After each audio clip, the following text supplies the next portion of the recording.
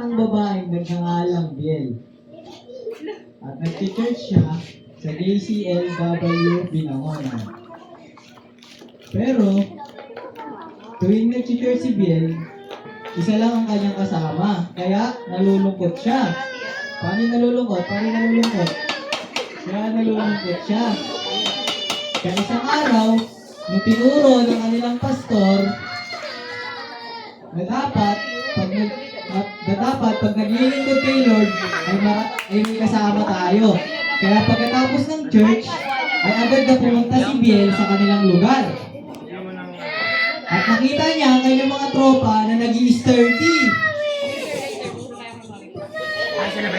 Nakita niya si Yong, ang kanyang kaibigan, at niyaya niya itong mag-church.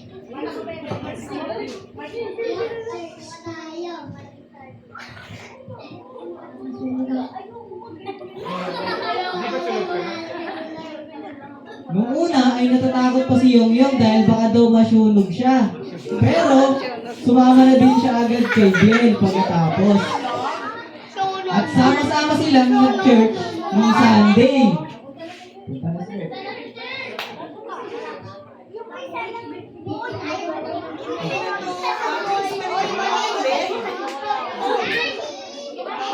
At ayan na nga, nagsama-sama silang nag-church sa may church nila sa Ibayo at sobrang saya nila habang nagpe-praise and worship.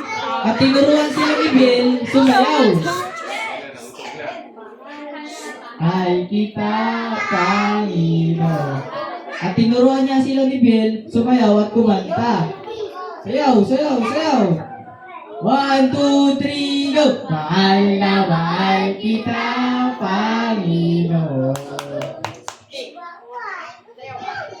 Mahal na mahal kita, Panginoon.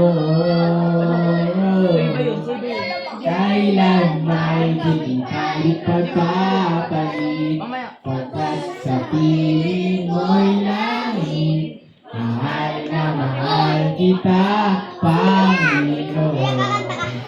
At ayun nga, kasama nga ni Biel sa kanilang church ang mga kaibigan niya nag-i-sturdy. At sama-sama silang nagpuri kay Lord. At doon nagtatapos ang aming kwento.